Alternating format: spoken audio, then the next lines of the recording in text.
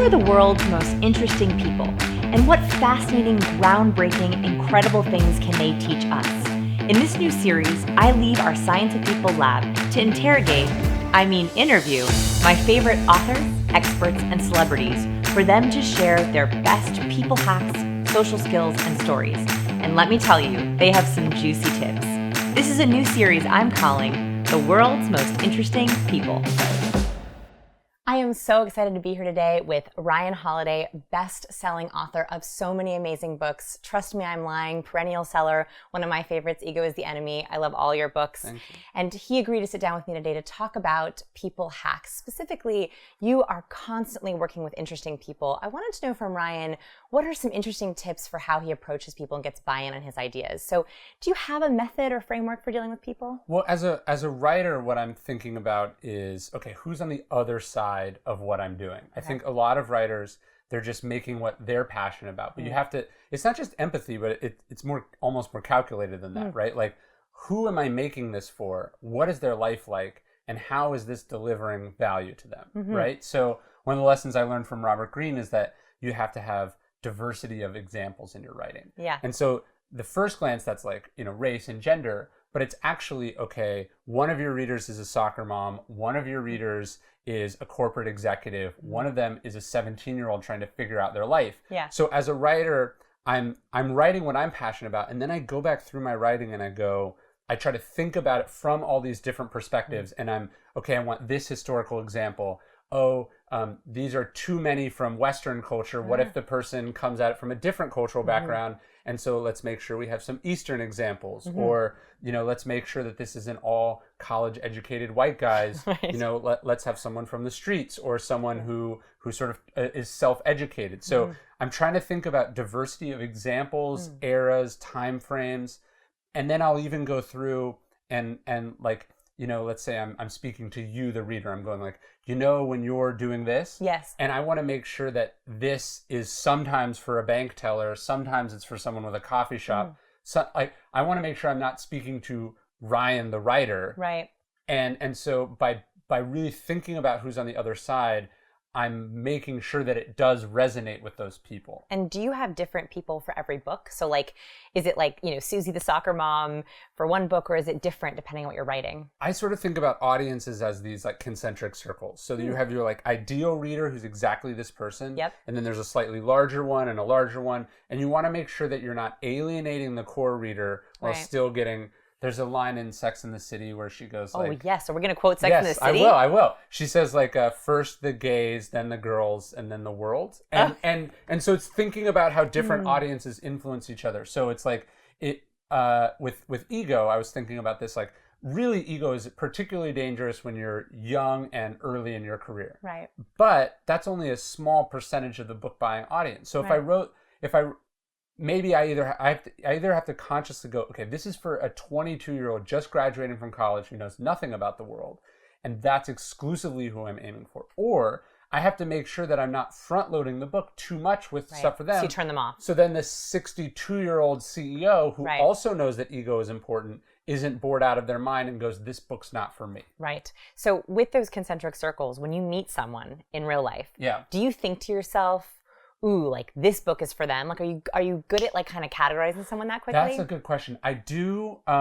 try to keep in my mind, like when I'm writing, I'll be like, this is the perfect book for so-and-so. Okay. And often I'm usually coming from a negative place, right? Okay. Like, helping them. Yeah, because the book is supposed to help, the books I write are supposed to help fix something, right? It's not like patting you on the back for how awesome you are. So which it's is why I like them, by the way. Like I like that fixing, So sometimes it's for a family member, or sometimes it's for somebody who works for me, or sometimes it's just me where I was in my own life several years earlier, and I'm trying to really like grab them by the lapels and go like, here's what you need, in a way that doesn't alienate them and turn them off, but is like, I know that they'll get something very specific out of what I'm saying. And I think Stephen King and Kurt Vonnegut, they've all talked about like, you need to have that ideal reader. I think you can have more than one ideal reader, right. but it can't be everyone because right. then it's for no one. And really. that's the same for marketing. Yes. So speaking of marketing, you have very successful your books. You've also worked with many other very successful authors, including my book for Captivate. So you helped me with my book. Yeah. And all these amazing influencers.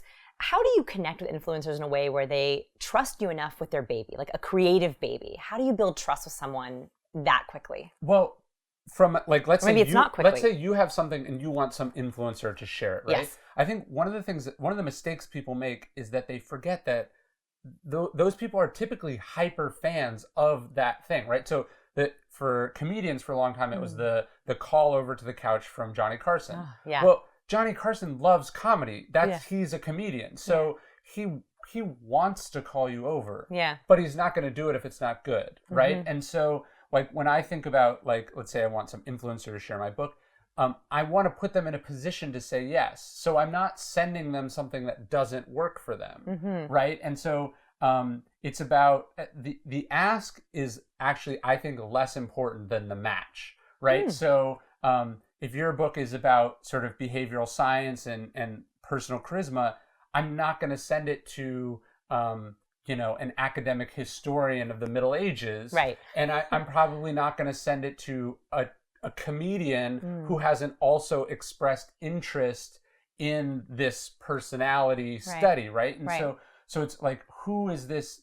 Just as you have to know who your audience is, you also have to know from the media and an influencer perspective who your audience is. Okay. And a lot of people waste a lot of time pitching people. Like I get emails, they're like, hey, I'd like to do a guest post on your blog. That's great. I've literally never run one before. So unless you're my best friend, it's probably not going to happen, right? So, but I do have a reading list where I recommend books. And if you did 2 seconds of research, you would have known that that's your way in. Right. So you get pitched all the time. I would love to know a story of either or both. Best pitch you ever got where you were like, whoa, or worst pitch you ever got and you were like, never do this.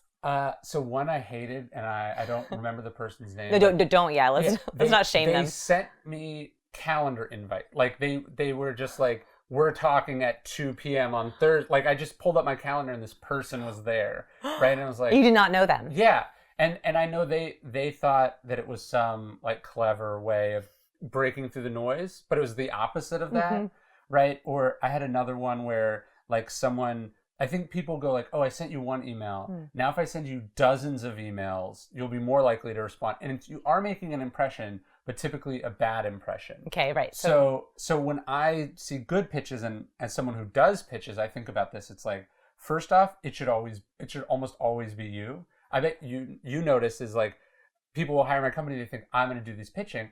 Typically, I'm going, Vanessa, here's how you should pitch so-and-so, because unless I'm working with a very, very famous client who it's like, hey, do you want to have Steven Spielberg on your podcast? Like the answer is they're going to be more likely to say yes if you're personally making that pitch. And then what is some way in with that person? Like, hey, we know the same person. Okay. You've covered this topic 15 times before. Instead of going, you cover this a lot, cover me, I would rather go, you've covered this all these times. Here's why I think you're wrong. Right? Like here's a totally different take on that exact topic, or here's why I'm going to stand out, or so it's breaking through the noise, but in a non-obnoxious and still value additive way, because the producer has no dog in this fight. They're just trying to produce good compelling content. Yeah. And by standing out from what they've done in the past is one way to do that. Okay. So I totally agree with you, by the way. I also think that also makes your pitch more unique, right? If you're going to say, you do this well, here's a different way to do it, or here's where you're wrong, your pitch is also going to stand out from the crowd. Right. I have a question on interpersonal. So do you consider yourself extrovert, introvert, ambivert? Super introvert, I would say, in the sense of like, and that's one of the hard things for writers, is that the reason I'm good at writing is because I was frustrated in an extroverted world, and I would, I'd be trying to explain something to my parents and they wouldn't understand, and then I could go in my room and the computer wouldn't like argue with me. Yes. Do you know what I mean? Yes. And so I think, oftentimes the irony of success in an introverted field is that you then have to be extroverted. And so I think your stuff is great because it's like, oh, you can figure this out just like you've had to figure this other thing out, and it's a skill just like this other one you've developed. And so this is actually, so I had a feeling you were going to say introverts. This is my last question, which is, as an introvert, and I had the same thing, like the reason I'm good at research, the reason I'm good at writing is because I'm very introverted and observant. Yes. So as an introvert in an extroverted world, especially when you're pitching ideas and having to meet with people and network, do you have any tips for introverts watching on either in conversation or how to survive? Yeah. We were talking earlier about competence. I think competence is like, I never had any aptitude for public speaking, and I was very nervous about it. And then it occurred to me that I knew more about the thing that I was talking about than anyone in the audience. So not only logically is it, how are they going to have a problem? They don't even know if I'm right or wrong, right? Yes. Because like they have no like test. Yeah. Right. And then they invited me to come talk for a reason as well, right? And so sometimes I think you can, like, a lot of these things are positions that your mind sort of logically went to with flawed assumptions. And you can, stoicism would be about re-examining some of those assumptions. And so it's like, oh, I don't need to be, if I was speaking about physics, I'd be very nervous. But I'm speaking about something that I literally wrote the book on. And if I stay in my lane, I really have nothing to be nervous about. And then we also talked, I think you're totally right, where there's that imposter syndrome, right? Totally. Well, you're going to feel like an imposter if you're being an imposter, right? If you're pretending to be something you're not, you're going to feel very insecure. But if you're like, this is who I am, this is what I do, sort of take it and or here's leave my it, lane, and I'm staying in it. Then I feel comfortable being in these rooms or talking about these things because it's the same as me talking about it in my living room or to you right now, because I'm not really doing anything scary if you think about it. Yeah.